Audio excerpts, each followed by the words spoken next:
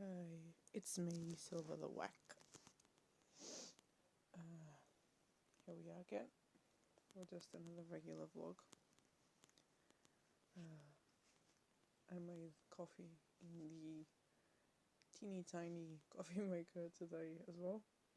This time it's espresso, not Nescafe. Oh shit, wait. Yeah, it's espresso. And I'd completely forgotten that espresso doesn't go up, like it doesn't go through the filter, and obviously wouldn't go up the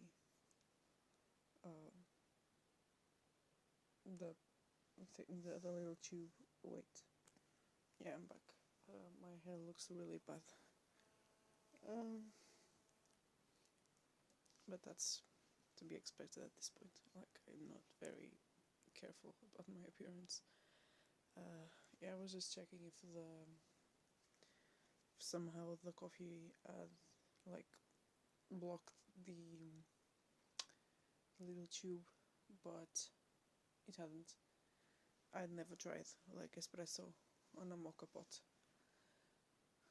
So yeah, but then I was like, am I stupid? Because it has a filter, and yeah, sorry, homie, I'm really fucking stupid.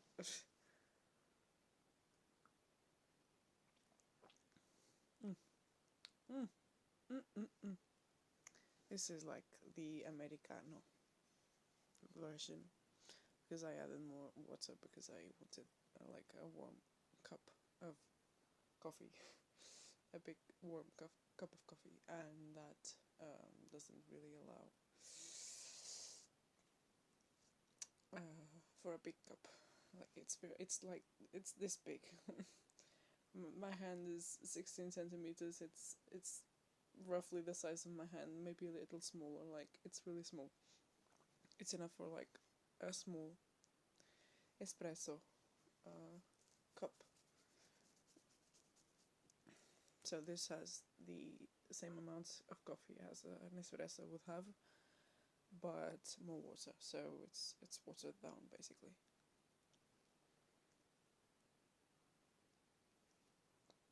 But there's no sugar or anything like that.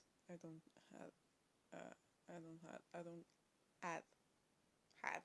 Have. Have. Have. I don't. Fuck me sideways. God damn it. I don't add any sweetness to my drinks. Uh, yeah.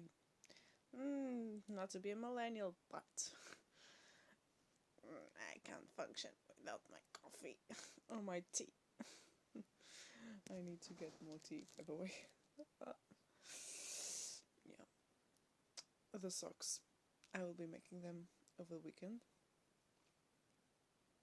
Probably tomorrow. Because I think I will be able to do them in one day. I just need to write down the instructions when I go to the library today. Because, like, I can look at them on my phone,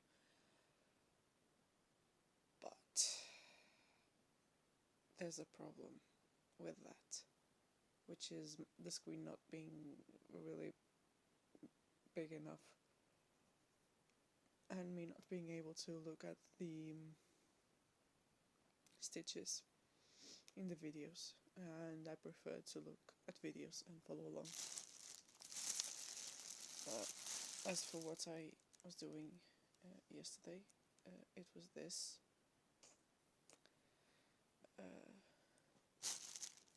Not gonna say what it is, but I will put the hook back in because, oh good golly Miss Molly, it slipped out. But that's one good thing about crochet, is that when the hook comes off the project, you can put it back. You can find the loop and put it back. But yeah, that's gonna be finished today, and tomorrow I'll have something to show for. Yeah, that's my dream catcher. That I made. I didn't buy it. I've said this before and I will say it again. I made that. And I don't sell them. I know the origins. I know it's a medicine. I smudged it, which means that I thought about the belief behind the medicine, and while burning sage and lavender. And since I've hung that up there, I haven't had any nightmares. They, even when I have like less than nice dreams, there's always something that comes along and wait. I was hearing something. Yeah, there's always something that comes along and solves the problem for me.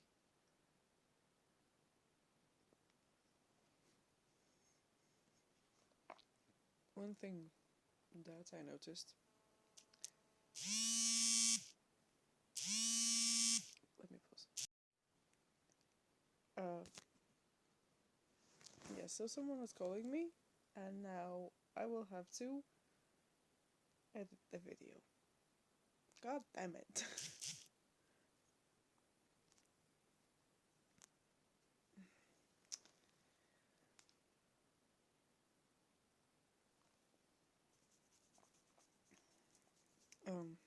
Yeah. Oh, this is really nice. And it was really cheap coffee. That's one of the reasons why the tourists come here and go like, oh my god, everything is so cheap. Oh dear, everything is so cheap. And then they get scammed.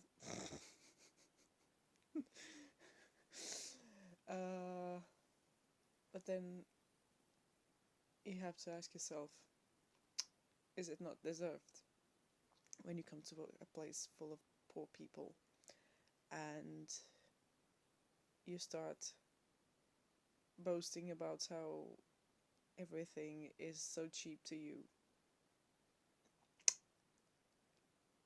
Like, yeah, people are poor, people understand English enough to know what you're saying, so you can't really complain when someone goes to you or you see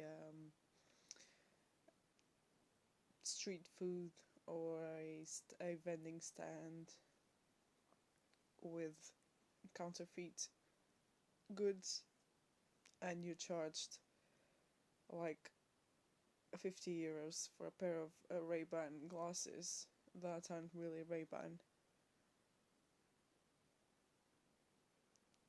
You know,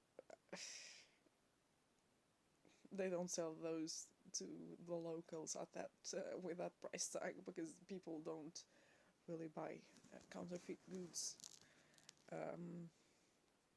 with that price tag. When people know that it's counterfeit, they're like, yeah, caralho, né?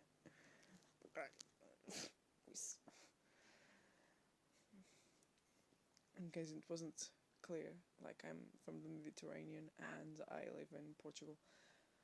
I have a diverse background, even though I look like not a burnt chicken nuggets. I look like the meat inside that chicken nugget. But I have North African, Middle Eastern, and God knows what else roots, along with Portuguese. Yeah. And I know I look very Mediterranean. I'm aware of that. I've been asked if I was Italian, Romanian, Turkish.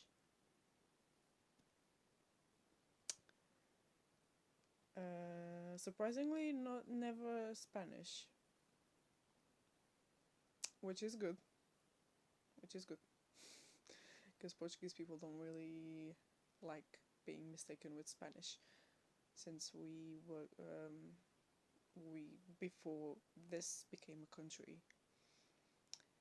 Um, it was part of Spain, and they kept trying to get it back over the centuries until I don't know exactly what date it was, but the every year we celebrate the 1st of December, which is the day of the defenestrations, meaning we have three Spanish kings after uh, the king that was the heir to the throne died in battle in the north of Africa because he was an idiot, and then in breath moron. So he was disabled basically. Uh, that's not the reason why he was a moron.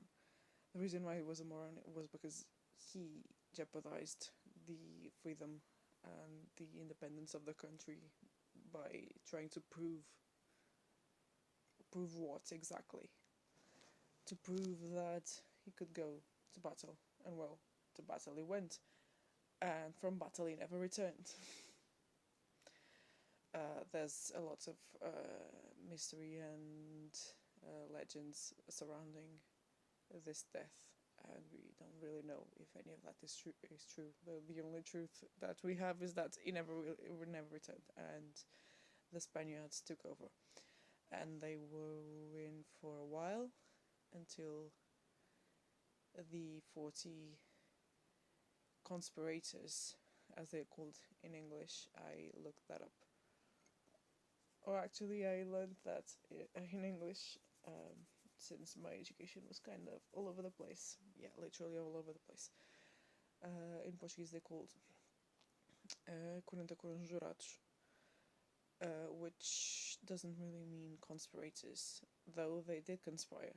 But there's a difference between conspirator and someone who conspires. Conspirator and someone who conjures. Someone who is conjured. Like, the meaning is that they were summoned, you know? And yeah, well, there were 40 of them, and they burst into the palace and started throwing the Spaniards out of the window. One of them hid in a closet, and they dragged him kicking and screaming out of that closet and threw him out of the window. And yeah, that's celebrated every single year on the 1st of December because that's the day of the fenestrations. Maybe someone who's watching this is from Europe and will know that about the Prague defenestrations, which happened around the same time. The Prague defenestrations were probably before that, but at the time, defenestration was like the act of throwing someone out of a window was a very strong statement against political powers. Yeah, so that happened in Portugal as well, and it wasn't the first time. The only time that it happened. Sorry. There was a king that was thrown out of the window and fell on a pile of dung, apparently, allegedly, according to, well, the story. history and fiction sometimes become intertwined because it's all a fabrication. Like, unless there's um, evidence, uh, like photographs and recordings, it's all recordings, as in camera recordings. You can't really tell what happened. So a lot of it goes off uh, from documents and records which were written by people who most of the time had an agenda and a specific social background, and that influences uh, what they would write. That's why, sorry, that's why it's always good to compare things, compare sources from the same thing. Even when checking the news, it's always good to check at least three sources and know the political agenda behind those sources. That's at least what I do when I check the news. I check one that's predominantly left, one that's predominantly center, and one that's predominantly right. Um, and that's how I feel, at least. But that I get a better understanding of what happened. And then you would say, oh, well, then you could just check the center. Uh, but I'm like, no, I don't really like to check only the people who are on the fence. You know what I mean? Um, because especially because I personally don't like always being on the fence. So I like to have those three sources of the same story, and that way I understand what the left thinks, what the fence people think, and what the right thinks, and then I can draw my own conclusions. That's my approach on it anyway. Is that a way of being on the fence? Maybe. But to me it's like seeing the forest and then seeing the trees, if that makes sense. Um, because for example, you'll have a story of, let's say, there was an attack on someone. The left will harp on about social injustice, maybe ethnical issues, racism, sexism, what have you. The center will be like, A attacked B at X time with Y weapon, uh, and provide no further context and until you read the text and see that um, A was a male who attacked B was a woman with uh, some weapon, and then they may say that A had been living in the country for 5 years and was from some country, and then you'll have the right will say, yeah, this immigrant attacked this uh, immigrant woman, uh, and had the record of attacking other women, and then provide no evidence for that. You know what I'm saying? Uh, so it's like you have to, with all that information, you have the full picture. That's what I feel anyway. Because, yeah, there's the question of sexism, there's a question of racism, and then you have the, so to speak, more washed version of it, where it's just, oh, A attacked B, it was a man who attacked the woman, blah, blah, blah, without saying, into specifics.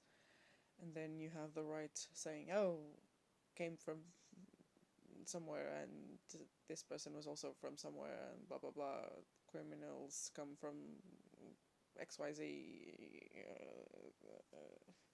XYZ, Z. I'm being infected by the Americans. Oh golly. The American language, not the American policies, because good golly, Miss Molly. No, wait. Mm-mm. Yeah, that's the problem with being autistic and having ADHD, and also being bilingual or trilingual or speaking too many languages, and then yeah, not having a discernible accent.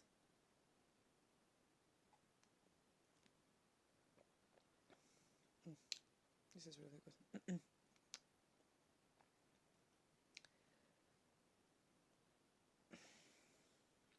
Yeah,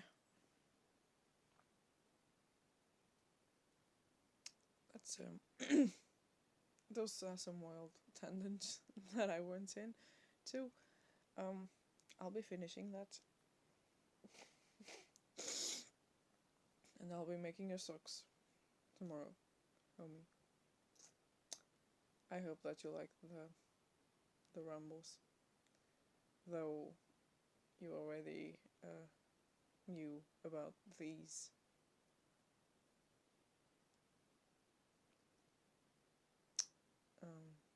Well, lost lost uh, my attention. Sorry, mints haven't kicked in yet.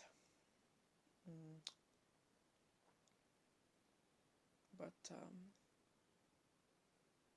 yeah, history and fiction go hand in hand, and historians trying to make it out to be other than construction, delusional, in my opinion. Uh, and I've been reading a lot about that, since my dissertation will be about that. And yeah, I'm getting somewhere. I think. Uh, well, I think the first step that I actually took after starting this was actually realizing that maybe running from my spiritual side was a bad thing. And then I stopped doing that and realized that I was right in thinking that. Yeah. Well, my vlogs are very long anyway. And they're for my good homie, whose socks I'm still making. I'm very sorry. Like, the socks will happen. I promise. At this point, this is like, I swear, I'll give you the socks. I'll give you the socks. Oh. um. Oh yeah. Um. I'll. I stopped running from my spiritual side and things that I could see and feel and do. And yeah, as I've said before, that was very painful at first, having to sit with all those spirits, and then having dreams before I did a bit of a meditation like not a meditation per se, because that doesn't really work with me since I have ADHD diagnosed, and also have CPTSD. So yeah, that really gives me bad panic attacks. So no, it wasn't that kind of meditation. It was more like a mental journey, and for me it worked perfectly. So much so that I was in tears halfway through, and well, in that meditation I was told that I should not hide and I should speak, and that's what I'm doing, right? I should speak and I should talk about these things, even if that means pushing people away. And what this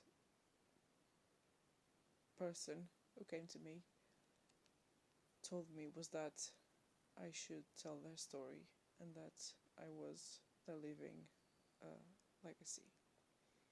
And that, well, is one of those things you either believe it or you don't. I frankly don't care. I'm not getting paid for this. Yeah.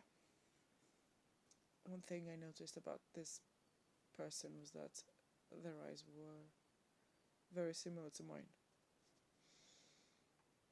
But that wasn't me. They had long black hair. Um, but the eyes were very similar to mine. You know, my eyes are very dark. If I look cross-eyed, that's because I kind of am.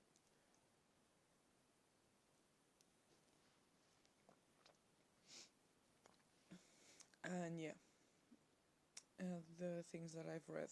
Oh gosh, this is getting long. That doesn't matter, you know. The only people who watch this are people who want to watch it. And if you don't want to watch this, then don't.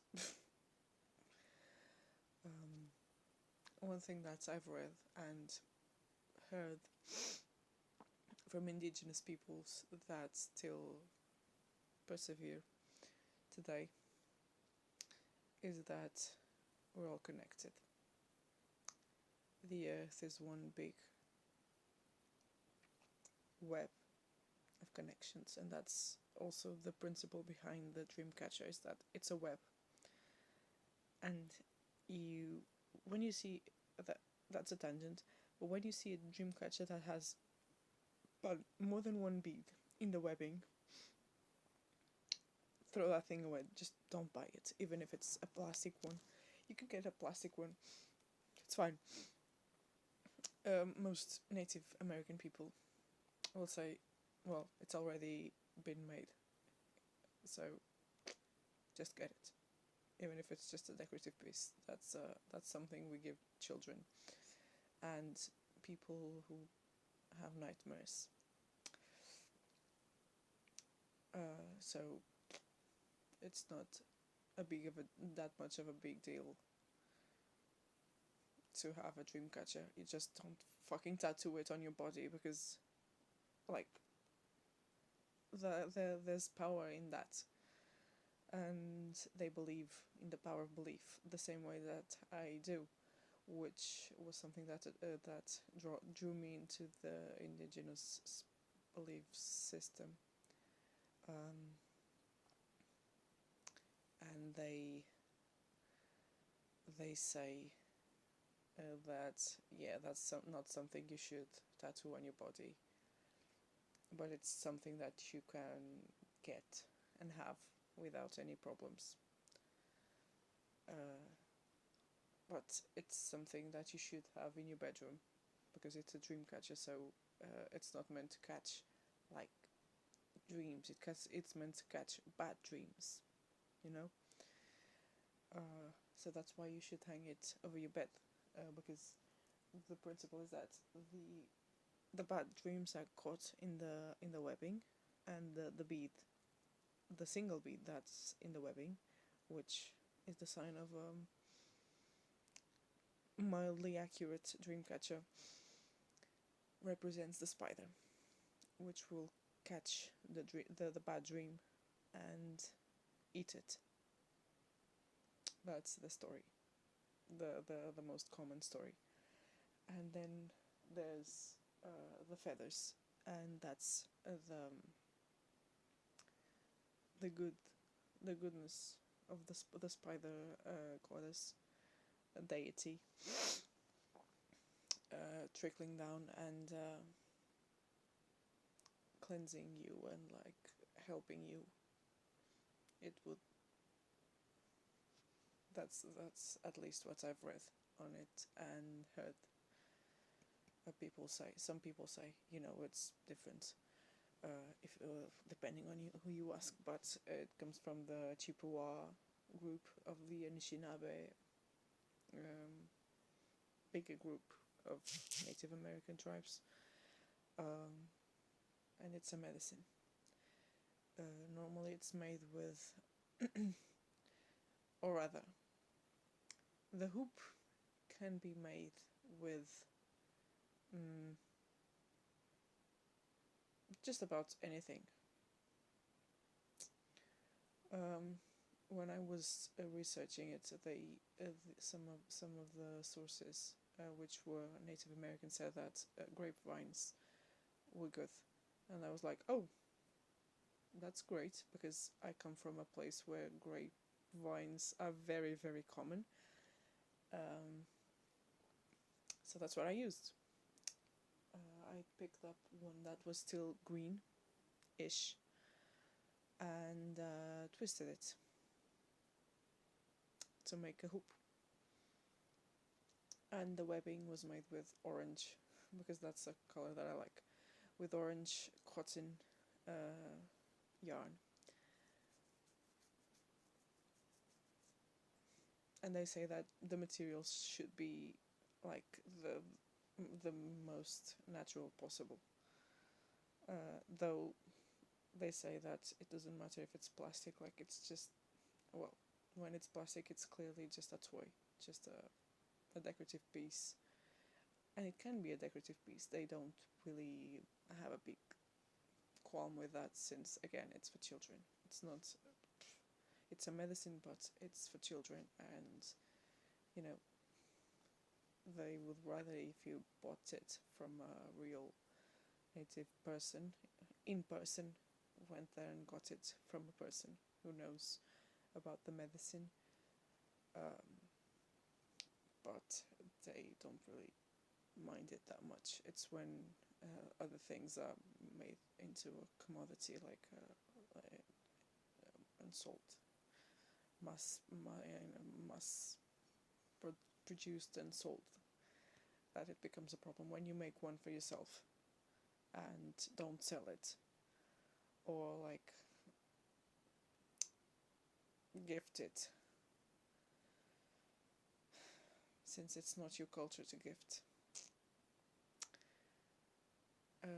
they see that as cultural appreciation and respect, because then you know what you're doing and why you're doing it. And again, they say that we're all connected, so sharing the medicine with their fellow, the siblings from other places is good. Because, and that's a very comforting thought that I took a while to absorb.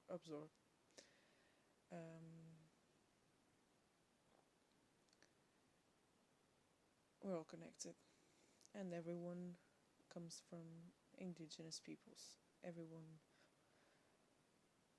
Everyone's ancestors were indigenous at one point. White people just tend to forget about that, and then feel like something is missing in their lives. And that's the spiritual side. Because the Christian, religions and stuff, and the variations like that lead to fanatics and stuff. I mean, I'm not saying that there can't be religious fanatics in these indigenous groups, but they are a minority because this system of beliefs doesn't place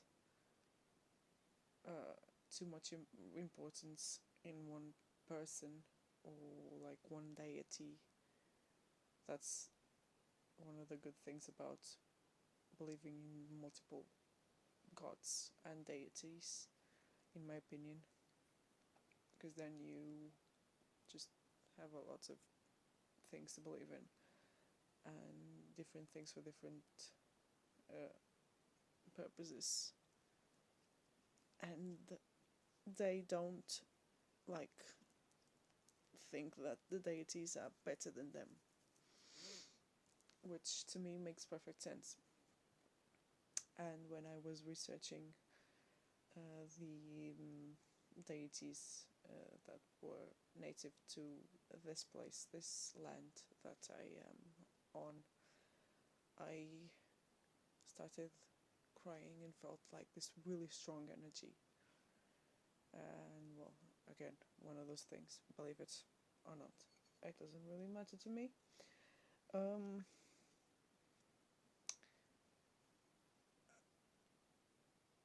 and yeah, I happen to be from one of the places where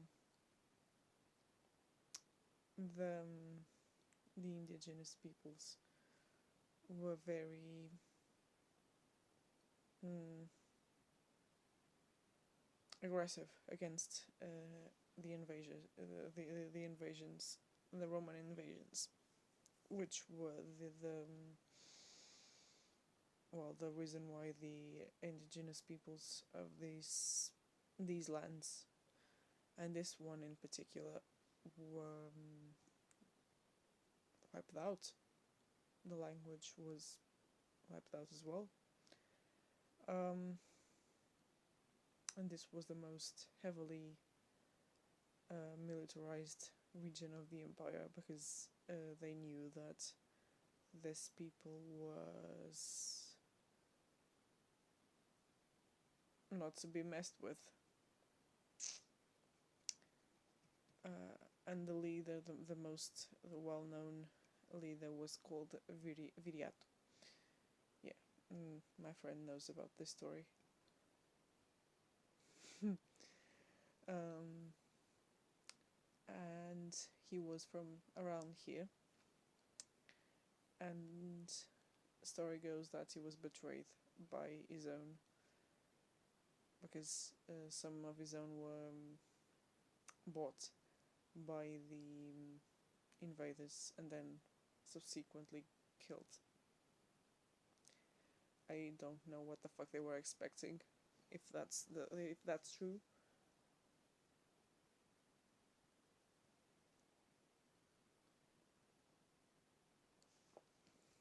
Because honestly, what were they expecting?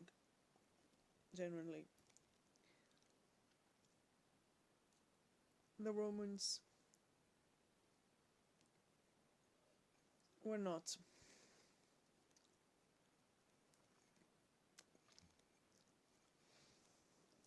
to be trusted, right?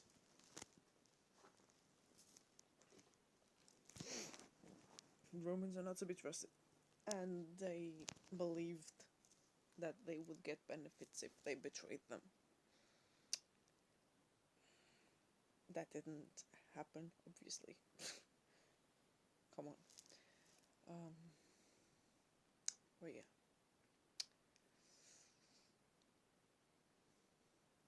this was a wild, wild vlog with a lot of tangents.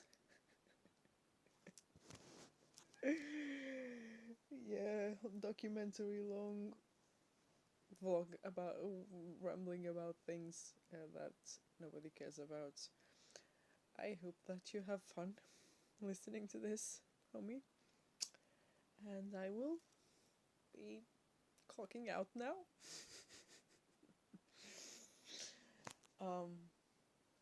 But yeah, that's all. And that's more than enough. But I'll be back. That's a threat.